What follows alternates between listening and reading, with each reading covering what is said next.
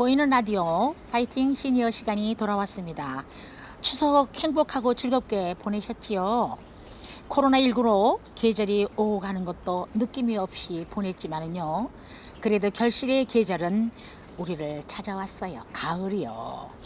오늘도 유익한 내용과 즐거운 노래로 방송 시작하겠습니다. 진행해 이건희 전신자 인사드립니다. 안녕하세요. 오늘의 주제는 정승환 작가님의 나에게 고맙소에서 편안한 당신이 그립다라는 글을 소개하려고 합니다. 정말 내 말을 잘 들어주고 마음을 편하게 하는 사람이 있다면 정말 좋을 텐데요. 지금부터 어떤 사람이 편안한 사람인지 알아보겠습니다. 여러 시니어님들도 편안하게 곁에 두고 이야기할 누군가가 있나요? 내 마음을 속이지 않고 진솔하게 이야기할 수 있는 누군가가 지금 떠오르시나요? 저는 아무리 생각해도 별로 없는 것 같아요.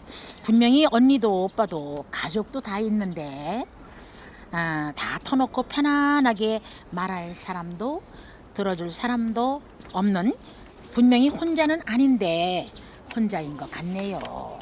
우리는 많은 사람 사이에 바쁘게 살아가고 있지요. 허무한 일도 근거도 없는 가짜 글들이 진짜인 것처럼 떠돌고 그러다 금세 사라져버리는 시대를 살고 있습니다. 코로나19를 처음 겪는 우리들은 조금은 천천히 돌아서 가며 진실하게 서로를 마주보고 이야기하는 시간이 줄어들고 있지요. 밖에 나가지 못하게 하고 서로 대면하는 것을 두려워하는 시대에 살고 있으니 처음 겪는 일이고 정말 답답하고 우울하게 살고 있지요, 우리가. 이젠 목소리를 직접 듣는 것보다 문자 메시지를 더 편하게 여기는 그런 시대. 수많은 채팅창을 통해 감정은 왜곡되거나 차갑게 전달되기도 하는 시대에 살고 있죠. 그렇게 살다 보니까 너무 우울해서 병원에 오는 사람들이 많다죠. 예. 우울하고 답답하고, 또 이제 우리 같은 나이가 좀 든 사람들은 나오지 말고 집에만 계속 있으니까 무슨 죄인 같기도 하고 말이에요. 아이 참 큰일 났어요. 그렇기 때문에 좀 더 따뜻한 전화 한 통이라도 해서 말을 건네려는 마음과 온기를 전하고 싶은 의지가 필요할 때입니다. 전화 한 통도 하기 어려운 시대, 문자 메시지만 오고 가는 침묵의 시대. 이건 사람과 사람 사이에 온정의 마음은 어디에 표현하고 사나요? 이런 세상에서 살다 보면 정은 메말라 없어지고요. 마음을 나눌 수 있는 편안한 사람, 나를 즐겁게 해주는 사람, 편안한 대화를 이어갈 줄 아는 사람이 내 옆자리에 있었으면 참 좋겠습니다. 우리는 눈 두 개, 콧구멍 두 개, 귀 둘, 입 하나, 왜 입은 하나일까요? 말은 적게 하고 듣고 보는 건 많이 하라는 거 아닐까요? 숨도 크게 쉬고 보통 자기 할 말만 하고 상대방의 말은 귀담아 듣지 않는 사람이 있죠. 말하는 중에 끊고 자기 말만 듣기를 바라는 사람이 옆에 있는 건 아닌지요. 옆에 있지요. 근데 이제 한참 얘기를 하다가 잠깐만 그러는 친구들이 있어요. 그런데 그러면 이제 순간적으로 그래 너 말해봐 이제 이럴 때가 있잖아요. 근데 이제 저도 가끔 그럴 때가 있긴 한데 잊어버릴까 봐 내가 생각하고 얘기를 해야 되는데 그거 다 듣고 나서 얘기하려니까 잊어버리는 거예요. 네. 그러니까 잠깐만 이제 이럴 때가 있는데, 그러다 보면 또 어떻게 되죠? 다 듣고 난 다음엔 내가 얘기를 다 잊어버리잖아요. 다 잊어버리니까 그냥 끊기는 거예요. 네, 그런 사람이 없어야 되는데 그래서 편안한 사람이 그립습니다.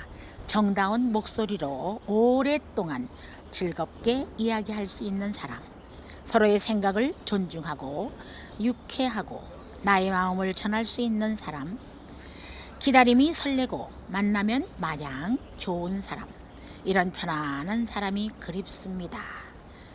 이런 편안한 사람이 되었으면 좋겠습니다. 다른 데서 찾고 있을 것이 아니라 내가 그런 사람이 되어 누군가가 찾고 그리워한다면 참 좋을 텐데 말입니다. 그리고 뿌듯하겠지요? 네, 지난해를 뒤로 하고 이제부터라도 진정한 모습을 보여주려 노력해야겠습니다.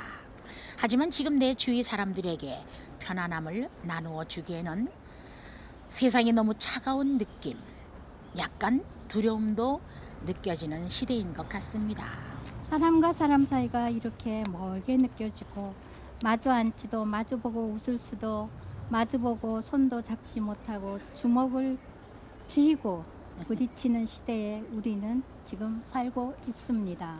그 주먹을 칠 때마다 불뚝 왜 주먹을 치냐, 뭐 누구 때리려고 그러냐, 막 이런 식으로 했었는데 이제는 뭐 주먹으로 이렇게 마주하고 손도 하나 못 만지고 있으니까 참 이상한 세상을 우리가 살고 있습니다. 내 마음을 글자 하나하나에 정성스럽게 담아 채팅창에 올렸다고 나의 마음과 정성이 온전히 닿을 수 있을까요? 분명히 글자로는 내 진심을 표현하기에는 한계가 있겠죠. 그래서 내 옆자리에서 언제라도 내 이야기를 들어주며 아 그랬구나 하며 잔잔한 웃음 띠는 누군가가 필요한 시간입니다. 코로나19를 물러갈 것입니다. 그런데 물러갔다고 우리가 예전처럼 자유로워질까요? 아이들이 학교 가기를 싫어하고 친구들과도 예전처럼 잘 놀게 될까 걱정스럽습니다. 네, 걱정은 되지만 코로나19가 멀리 사라지면 점차 우리도 예전 모습, 예전 생활로 돌아가겠죠. 그리고 참 힘들었다면서 옛일처럼 말하겠지요. 하지만 아직은 조심해야 할 때입니다. 거마선, 거리두기, 마스크하기, 손 씻기 꼭 지켜줘야 합니다. 네, 맞습니다. 점점 서늘해지다가 싸늘해졌습니다. 오늘은 아주 기온이 뚝 떨어졌다고 하죠. 네. 코로나19에서 독감이 우리를 힘들게 하는 계절입니다. 이제 독감이 또 이제 기승을 부릴 때가 됐어요. 예방 주사 꼭 맞으시고 예. 따뜻한 물 마시는 거 잊지 마시기 바랍니다. 예, 감사합니다. 네. 노래 듣고 이어갑니다. 김상희의 코스모스 피어 있는 길. 코스모스 하늘하늘 피어있는 길 향기로운 가을길을 걸어갑니다. 기다리는 마음같이 초조하여라 단풍 같은 마음으로 노래합니다.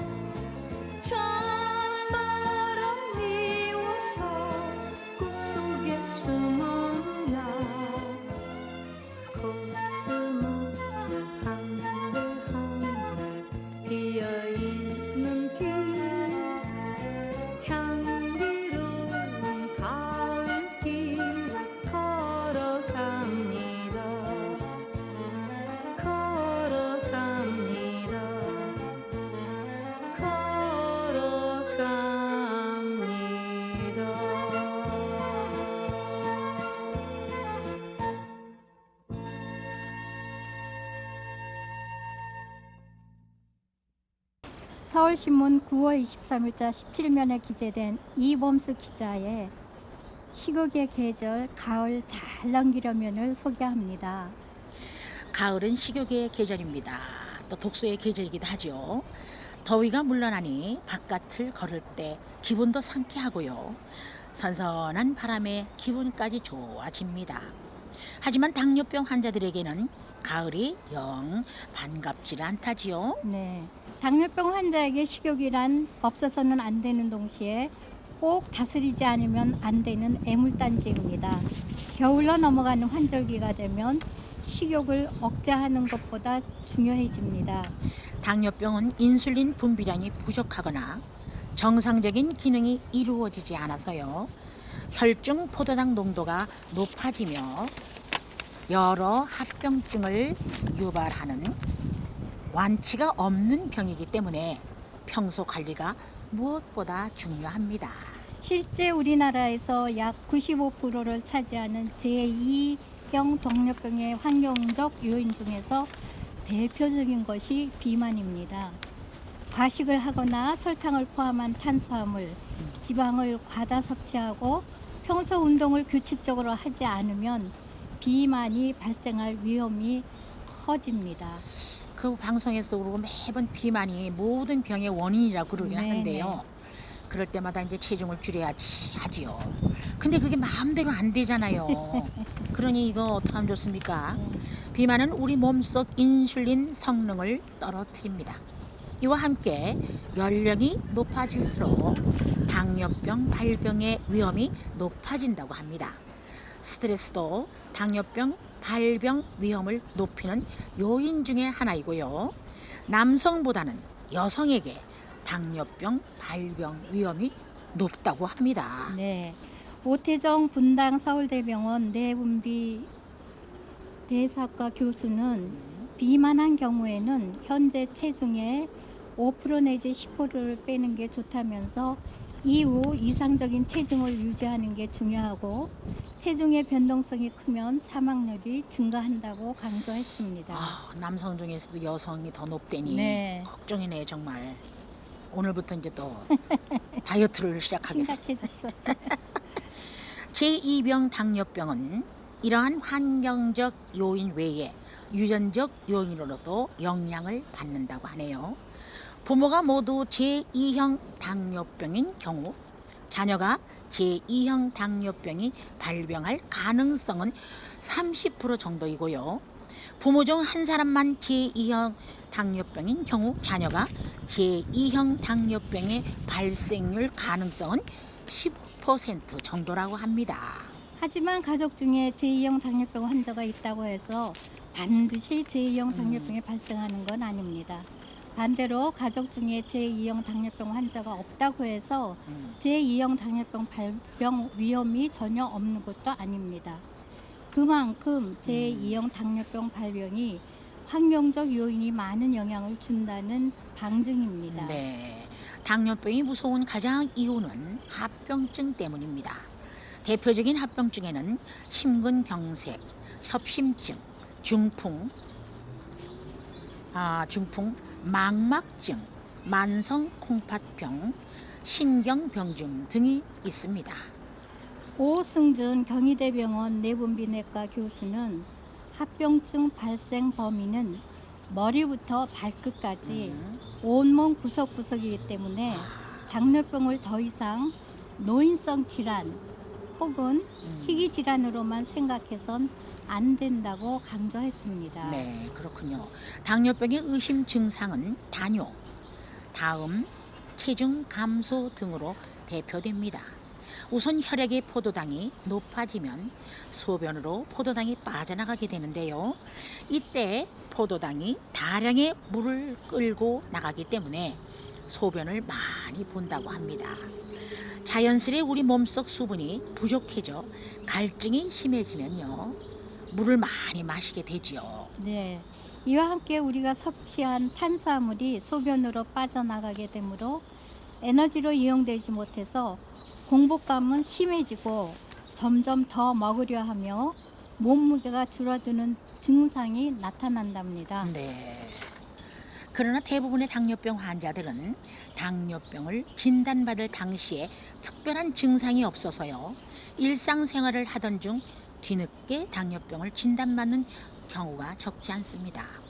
따라서 당뇨병의 발병 위험이 높은 사람들은 주기적으로 당뇨병 검사를 시행하는 것이 좋다고 합니다. 당뇨병을 예방하기 위해서는 기본적으로 매일 일정한 시간에 적당한 음식을 규칙적으로 먹는 것이 중요합니다. 이와 함께 설탕이나 꿀처럼 단순당 섭취를 주의해야 합니다. 단순당은 소화 흡수가 빨라서 혈당 상승을 촉진하기 때문입니다. 나 이런 그 상식을 조금 알고 있기 때문에 네. 우리 남편한테 이런 얘기 많이 하거든요. 그런데 그렇게 사탕도 많이 드시고 꿀을 그렇게 커피에도 타서 드시고 이거 어쩌면 좋아요? 안 들어요. 어느 정도는 괜찮겠죠. 근데 이 어느 정도가 아니라 좀 많이 드시는 것 같은데 이런 글을 보면 더 또 걱정이 네. 좀 되네요. 반면 식이섬유는 혈당과 혈액의 지방 농도를 낮추므로 적절한 섭취가 필요합니다. 또 소금 섭취를 줄이고 영양소는 없으면서 열량만 높은 술은 가급적 피하는 것이 좋습니다. 또 과일을 먹을 때는 말거나 주스로 만들어 먹는 것보다는 과일을 그대로 그대로 먹는 먹는 것이 게. 좋으며 가능하다면 음. 껍질과 같이 먹는 것을 추천한다고 합니다.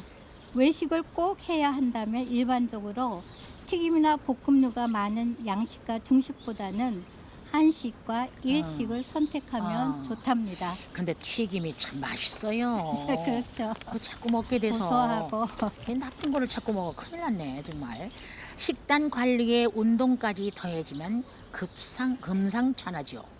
대한당뇨학회에는 최소 일주일에 3회 이상 유산소 운동을 권고하고 있고요. 미국 당뇨학회에서는 운동요법으로 유산소 운동과 함께 근력 운동을 1회 75에서 85% 강도를 100%는 최대한의 힘으로 1회 반복할 수 있는 강도라고 합니다. 하루에 10회, 3세트를 일주일에 3번 하라고 권고하고 있습니다. 이거 힘든 일이죠. 힘들겠죠 이거. 예. 그 유산소 운동도 한 번 할 때 예를 들어서 걷기를 한다 하면 네. 50분 정도는 걸으라고 그러더라고요. 그래요? 그 당뇨병이 있는 분들은. 예. 근데 그 당뇨병 얘가 나왔으니까 그렇지. 네, 내 친구 중에 당뇨병 있는 남편하고 사는 친구가 있어요. 근데 네. 그 남편은 그 앞에 터가 좀 있어가지고 네. 아침에 눈만 똑 뜨면 불 뽑고 온통 흙과 함께 사시는 거예요. 그래서 그런지 지금 당뇨를 한 30년, 거진 40년 되신 것 같아요. 그런데도 건강하셔요. 아, 근데 귀만 약간 안 들리고 네. 근데 그 참 조정을 잘하시는 것 같아. 네. 일부러도 못할 텐데 그렇죠. 눈만 뜨면 앞에 그 마당에 풀 뽑고 네. 땀을 뻘뻘 흘리시면서 하는 게 그 참 유산소 운동에는 대단히 좋은 것 같죠? 네. 특히 나이가 들수록 근육량이 감소하고 체지방은 증가하기 때문에 근육량을 유지하고 기초 대사량을 늘리기 위해서는 근력 운동이 필요하다는 게 전문가들의 설명입니다. 운동은 식사 전에 하는 것보다는 식후에 하는 것이 효과가 좋다고 합니다. 식후에 하는 것이 식후에 1시간 후에 적어도 30분 이상 걷기 운동하는 것이 좋고 식후도 저녁 식사 후에 하는 것이 좋다고 합니다. 그래요. 예. 식사요법이나 운동요법으로 혈당이 조절되지 않을 때에는 약물요법으로 넘어갑니다. 혈당 조절 상태에 따라 혈당을 내리기 위해 먹는 약인 혈당 강화제를 복용하는 것과 인슐린 주사 등을 함께 사용하거나 단독으로 사용할 수 있습니다. 약물요법을 시작하더라도 반드시 식사요법과 운동요법을 병행해야만 혈당을 잘 조절할 수 있다고 합니다. 허규현 삼성 서울병원 내분비 대사내과 교수는 약 복용을 자주 잊어버린다면 아침에 이를 닦거나 저녁에 뉴스 볼 때를 복용 시간으로 정하는 등 하루 일과와 복용 시간을 연관 짓는 게 좋다고 합니다. 약을 임의로 늘리거나 줄여 먹는 건 안 된다고 조언하고 있습니다. 읽다 보니까 참 우리는 안 된다는 걸 말이 하고 있는 것 같아. 진상만 삼성 서울병원 내분비 대사 내과 교수도 인슐린 주사는 당뇨가 아주 많이 진행될 경우가 아니어도 권장되는 측면이 있다고 합니다. 약이 효과가 없으면 너무 늦기 전에 시작하는 게 좋다고 부연합니다. 당뇨병은 사실 완치가 불가능합니다. 질환이나 약물 등에 의해서 2차적으로 발생하는 당뇨병의 경우 해당 질환을 치료하거나 약물을 중단하면 당뇨병이 완치될 수 있지만 제1형 당뇨병이나 제2형 당뇨병의 경우 완치는 힘든 것으로 알려져 있습니다. 지속적으로 잘 관리해 당뇨병 관련 합병증이 발생하지 않도록 예방하는 것이 중요한 네. 이유입니다. 참 우리에게 나이 든 우리 시니어님들 많이 참고하셔서 네. 당뇨병은 완치가 없대잖아요. 예, 예. 근데 그 소아당뇨병도 있어서 참 예, 요즘 걱정해요. 어린이들에게도 예. 당뇨가 있다고 그게 그러네요. 또 우리 손녀가 그 뭐 약간 그 소아형 그래요? 있다고 언지를 하길래 너무 놀래갖고 그냥 애 데리고 있을 때 단 거는 먹이지 않고 네. 밥만 먹이고 되도록이면 보리밥 먹자. 애들이 그거 들어요? 그걸 밀가루를 먹지 말라고 하더라고요. 네. 근데 빵을 좋아하니까 네. 그랬었는데 뭐 나중에 보니까 괜찮다고. 네. 아유 여러 가지로 걱정이 많습니다 우리는. 네, 그렇습니다. 벌써 마칠 시간이 되었습니다. 좀 도움이 되셨는지요? 오늘은 전승환 작가님의 나에게 고맙다에서 편안한 당신이 그립다와 서울신문 이범수 기자의 기사 식욕의 계절 가을 잘 넘기려면을 소개해 드렸습니다. 감기 조심하시고 다음 주에 뵙겠습니다. 진행의 이건희 전신자였습니다. 안녕히 안녕히 계십시오. 계십시오. 감사합니다. 감사합니다.